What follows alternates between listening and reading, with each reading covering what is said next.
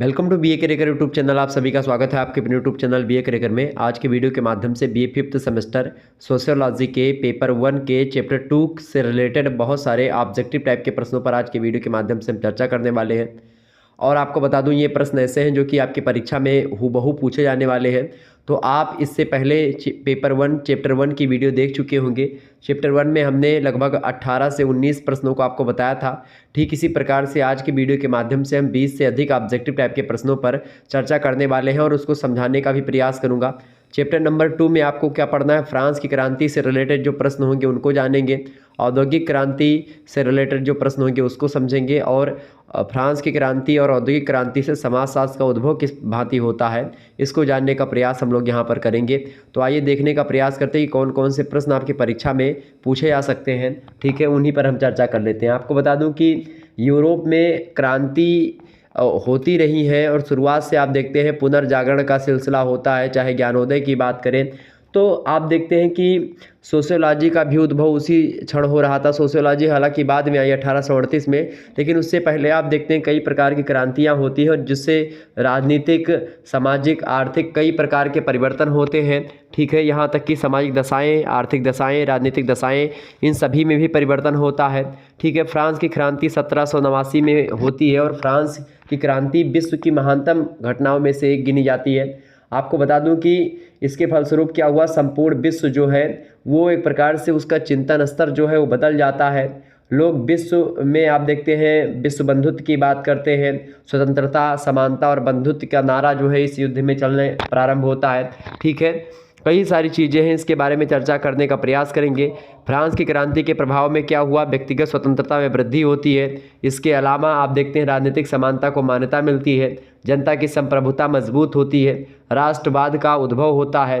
ठीक है, फिर औद्योगिक क्रांति आती है। 19वीं शताब्दी के सामाजिक चिंतन को प्रभावित करने में यूरोप की जो खास करके क्रांति है उसका नाम है औद्योगिक क्रांति। उसका बड़ी भूमिका है, बहुत इंपॉर्टेंट भूमिका निभाती है। औद्योगिक क्रांति को मुख्य रूप से हम इंग्लैंड की क्रांति भी कहते हैं। ठीक है, इंग्लैंड की औद्योगिक क्रांति यानी industrial revolution of England. Okay, सरल शब्दों में अगर कहें तो उद्योगों के क्षेत्र में क्या हुआ है, उद्योगों की संरचना के नए संयोजन एक प्रकार से आ गए हैं। नए तरीके से उद्योगों को किया जाने लगा है। जो काम अभी तक मनुष्य कर रहे थे वो काम मशीनों ने ले लिया। ठीक है, इस प्रकार से औद्योगिकरण जो हुआ उद्योगों के क्षेत्र में एक प्रकार से बहुत ज़्यादा परिवर्तन। ठीक है, इसके कई कारण होते हैं, सामाजिक कारण है, ठीक है, राजनीतिक कारण है, आर्थिक कारण है, वैज्ञानिक कारण है। चूँकि वैज्ञानिक स्तर उस समय वैज्ञानिक शोध और वैज्ञानिक तकनीकों का विकास होने लगा और इसके परिणाम स्वरूप सारी चीज़ें होती हैं। तो चर्चा करने का प्रयास करेंगे। हालांकि अब यहाँ पर हम देखते हैं कि भाई जो है ऑब्जेक्टिव टाइप के प्रश्नों को हम चर्चा करने वाले हैं। शुक्ला स्टडी पॉइंट हमारा दूसरा चैनल है तो उस पर हम लोग चर्चा करेंगे। ठीक है, तो उसमें थ्योरी वाला मैं पूरा बताने का प्रयास करूंगा। ऑब्जेक्टिव का मॉडल पेपर ऑलरेडी अवेलेबल करवा दिया हमने, तो उसको भी देख लीजिएगा। पहला प्रश्न आप देखिएगा, फ्रांस की क्रांति से पहले यूरोप में कौन सी एक दशा विद्यमान नहीं थी। विच one of the following condition was not in existence in Europe before French revolution. व्यक्तिगत स्वतंत्रता, विभेदकारी सामाजिक व्यवस्था, धार्मिक शोषण, राजनीतिक अस्थिरता। तो आपको बता दूं, राजनीतिक अस्थिरता, धार्मिक शोषण और विभेदकारी सामाजिक व्यवस्था, ये सब एक प्रकार से ये सब दशाएं विद्यमान थीं। जबकि व्यक्तिगत स्वतंत्रता की बात जो होती है ये फ्रांस की क्रांति के फलस्वरूप होती है। फ्रांस की क्रांति जब आती है तो उसी में व्यक्तिगत स्वतंत्रता की बात कही जाती है, इंडिविजुअल फ्रीडम की बात कही जाती है। बाकी उससे पहले आप देखते हैं विभेदकारी सामाजिक व्यवस्था थी। ठीक है, धार्मिक शोषण हो रहा था, राजनीतिक अस्थिरता फैली हुई थी। जब फ्रांस की क्रांति आई तो उसमें 3 नारा मुख्य रूप से आया। एक तो विश्व बंधुत्व का नारा, खास करके विश्व बंधुत्व कहना उचित ना होगा, यहाँ पर समानता, स्वतंत्रता और बंधुत्व, ये 3 नारा एक प्रकार से बहुत गूंजने लगा फ्रांस की क्रांति के फलस्वरूप 1789 ईस्वी। ठीक है, आगे बढ़ते हैं। तो इसका करेक्ट आंसर हो जाएगा फ्रांस की क्रांति से पहले यूरोप में कौन सी दशा विद्यमान नहीं थी। तो आप बताएंगे व्यक्तिगत स्वतंत्रता नहीं विद्यमान थी। अगला प्रश्न है, फ्रांस की क्रांति किस वर्ष घटित हुई थी। In which year French revolution was occurred. बताएं। तो आप सभी को मैंने शुरुआत में ही आपको बता दिया है 1789। 1789 इज करेक्ट आंसर होगा। ऑप्शन नंबर बी में दिया है 1789 करेक्ट आंसर आपका हो जाएगा। याद कर लीजिएगा, ये सब प्रश्न आपकी परीक्षा में एकदम से हूबहू आने वाले हैं, ठीक है। अगला प्रश्न आप देखिएगा, इसी प्रकार से हम सारे चैप्टर्स से रिलेटेड जो ऑब्जेक्टिव प्रश्न होंगे इंपॉर्टेंट उन पर मैं चर्चा करने वाला हूं, तो आप सभी लोग वीडियो में अंत तक बने रहेंगे। और इसी प्रकार से लगभग 11 चैप्टर्स हुए हैं आपके सोशियोलॉजी पेपर 1 के, 11वें चैप्टर के आपको इसी चैनल पर यानी BA क्रैकर पर ही आपको मिल जाएंगे, ठीक है। बाकी हमारा दूसरा चैनल शुक्ला स्टडी पॉइंट है, आप लोग जानते हैं, वहाँ पर विधिवत तैयारी होती है, तो उसको भी सब्सक्राइब कर लीजिएगा। प्रश्न अगला है, निम्नांकित में से कौन सी एक दशा फ्रांस की क्रांति का कारण नहीं थी? विच of the following conditions was not a case of French revolution? निरंकुश राजतंत्र, सामंतवादी व्यवस्था, प्रोटेस्टेंट दर्शन का एकाधिकार या आर्थिक समानताएं। प्रश्न यहाँ पर यह पूछा जा रहा है कि फ्रांस की क्रांति का कारण इनमें से क्या नहीं था? तो क्या कारण नहीं था? देखिए भाई, प्रोटेस्टेंट दर्शन का एकाधिकार, ये कारण उसका ज़्यादा नहीं था। कारण था निरंकुश राजतंत्र, इसके कारण से हुआ फ्रांस में क्रांति। सामंतवादी व्यवस्था का एक प्रकार से गहरा प्रभाव रहा फ्रांस की क्रांति पर। फ्रांस की क्रांति खास करके सामंतवादी व्यवस्था को ख़त्म करने का प्रयास था, निरंकुश राजतंत्र को ख़त्म करने का प्रयास था। आर्थिक असमानताएं जो थीं वो जगह जगह पर फैली हुई थी, तो उन्हीं इकोनॉमिक इक्वलिटीज़ को, इसके अलावा ऑटोक्रेटिक जो मोनार्की थी यानी निरंकुश राजतंत्र था, उसको एक प्रकार से ख़त्म करने को लेकर के फ्रांस की क्रांति होती 1789 में। तो इसका करेक्ट आंसर क्या हो जाएगा? कौन सी दशा फ्रांस की क्रांति का कारण नहीं थी? तो प्रोटेस्टेंट दर्शन का एकाधिकार ये कोई कारण नहीं था। नेक्स्ट क्वेश्चन आप देखिएगा, अगला प्रश्न आपकी स्क्रीन पर आ चुका है, फटाफट से आप देखने का प्रयास करेंगे। निम्नांकित में से कौन सा एक युग्म सही है? विच one of the following pair is correct? France की क्रांति को लेकर के, या मतलब यहाँ पर 3 तो ऐसे गलत हैं, एक ही सही है, तो आपसे प्रश्न पूछा जा रहा कौन सा सही है। अब फटाफट से आप लोग बताने का प्रयास करेंगे इसका करेक्ट आंसर क्या होगा। देखिए, फ्रांस की क्रांति 1789 में होती, 1743 दिया है, गलत हो गया ये, ठीक है। सामंतवाद, आबलिक आर्थिक शोषण, ये एक प्रकार से बिल्कुल ठीक है, सामंतवाद में आर्थिक शोषण होता है, ठीक है। फ्यूडलिज्म में इकोनॉमिक एक्सप्लोरेशन मतलब एक्सप्लॉयटेशन होता है, तो ऑप्शन नंबर इसका बी करेक्ट आंसर हो जाएगा। एक युग में सही, कैथोलिक चर्च मानवतावाद नहीं, इसकी बात नहीं करता, ज्ञानोदय परंपरावादी चिंतन नहीं है, ठीक है। तो इस प्रकार से 3 गलत हैं ये, लेकिन बी वाला जो है सामंतवाद आर्थिक शोषण, ये युग्म सही है, ऑप्शन नंबर बी लगाएंगे। अगला प्रश्न आप देखिएगा, निम्नांकित में से किस लेखक ने व्यक्तिगत स्वतंत्रता की मांग को लेकर फ्रांस की जनता को क्रांति के लिए प्रेरित किया? विच of the following writer motivated the public French for the demand of individual freedom? बताने का प्रयास करें, करेक्ट आंसर इसका क्या हो जाएगा? निम्नांकित में से किस लेखक ने व्यक्तिगत स्वतंत्रता की मांग को लेकर फ्रांस की जनता को क्रांति के लिए प्रेरित किया? तो ऐसा कौन है भाई? उसका नाम है जे रूसो। करेक्ट आंसर क्या हो जाएगा? रूसो, ऑप्शन नंबर आ करेक्ट आंसर होगा। नेक्स्ट क्वेश्चन आप देखिएगा, अगला प्रश्न आपकी स्क्रीन पर आ चुका है। फ्रांस की क्रांति से पहले सभी राजनीतिक निर्णय जिस सदन के द्वारा लिए जाते थे उसका नाम था, बताएं। Before French revolution the assembly by which all political decisions were taken in French was named as common status, national status, feudal status या फिर जनरल स्टेटस? करेक्ट आंसर इसका क्या हो जाएगा? प्रश्न इंपॉर्टेंट है, फ्रांस की क्रांति से पहले सभी राजनीतिक निर्णय जिस सदन के द्वारा लिए जाते थे उस सदन का क्या नाम था? तो उस सदन का नाम था जनरल स्टेटस। ऑप्शन नंबर इसका द करेक्ट आंसर हो जाएगा, D option is right answer. Next question आप देखिएगा, 1789 में फ्रांस की क्रांति के बाद निम्नांकित में से कौन फ्रांस का नया सम्राट बना? After French revolution in 1789 out of the following who become new emperor of France? बताएं। 1789 ईस्वी में प्रश्न कर रहा है कि जब फ्रांस की क्रांति हुई उसके बाद निम्नांकित में से कौन फ्रांस का नया सम्राट बना? फ्रांस का नया सम्राट कौन बना भाई? फटाफट से आप बताने का प्रयास करेंगे। तो फ्रांस का नया सम्राट बनता है नेपोलियन बोनापार्ट। ऑप्शन नंबर इसका सी में दिया है, नेपोलियन करेक्ट आंसर हो जाएगा, सी ऑप्शन। ये सब प्रश्न आपकी परीक्षा में पूछे जाने वाले हैं, ध्यान रखिएगा, ठीक है। अगला प्रश्न आप देखेंगे, निम्नांकित कथन में से सही विकल्प का चयन करके रिक्त स्थान की पूर्ति कीजिए। In the following statement fill the blank space by selecting correct alternative. बताएं। कथन है फ्रांस की क्रांति के फलस्वरूप वहां की राजनीतिक व्यवस्था में डैश को महत्व दिया जाने लगा। स्टेटमेंट है as a result of French revolution dash was attached more important in the political system of France. बताएं फ्रेंच।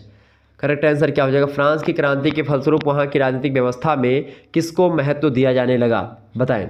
तो किसको महत्व दिया जाने लगा भाई? फटाफट से बताने का प्रयास करेंगे। बिल्कुल, सॉवरेनिटी ऑफ पीपल यानी कि जनता की संप्रभुता को महत्व दिया जाने लगा।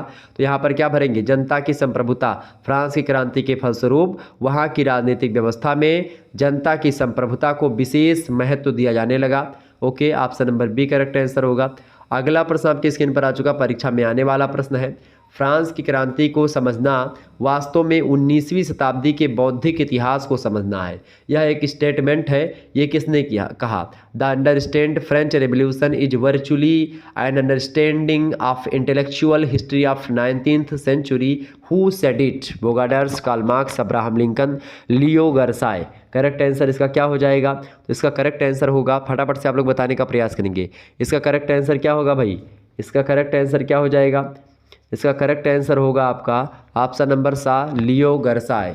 लियो Gershoy is right answer. Option number सा में दिए हैं, करेक्ट आंसर हो जाएंगे। अगला प्रश्न आप देखिएगा, सन 1770 तथा 1830 के बीच इंग्लैंड में होने वाले औद्योगिक विकास को कहा जाता है? Between the year 1770 and 1830 the industrial development of England is termed as औद्योगिक क्रांति, औद्योगिक उपनिवेशवाद, औद्योगिकरण या औद्योगिक प्रसार। करेक्ट आंसर क्या हो जाएगा? तो 1770 से 1830 के बीच इंग्लैंड में जो औद्योगिक विकास हुआ है, उस औद्योगिक विकास को हम लोग कहते हैं औद्योगिक क्रांति, इंडस्ट्रियल रेवोल्यूशन के नाम से जानते हैं। ऑप्शन नंबर इसका आ करेक्ट आंसर हो जाएगा। नेक्स्ट क्वेश्चन आप देखिएगा, अगला प्रश्न आपके स्क्रीन पर आ चुका है, देखेंगे सभी लोग। अगला प्रश्न क्या है? इंग्लैंड के सम्राट के द्वारा स्थापित पहले बैंक का क्या नाम था? The name of the first bank established by imperial of England was national bank of England. Option number इसका बी करेक्ट आंसर हो जाएगा। नेशनल बैंक ऑफ इंग्लैंड की स्थापना इंग्लैंड के सम्राट के द्वारा पहले बैंक का नाम ही मतलब यही नामकरण किया गया था, तो वही है। ठीक है, option number C correct answer हो जाएगा इसका। आगे बढ़ते हैं, अगला प्रश्न। अगला प्रश्न आपकी स्क्रीन पर आ चुका है, फटाफट से आप देखने का प्रयास करेंगे। एक बार वीडियो को लाइक और शेयर अवश्य कर दीजिएगा, ताकि टाइम टू टाइम आपको नोटिफिकेशन मिलता रहे और आप आसानी से इसी प्रकार से पढ़ते रहें।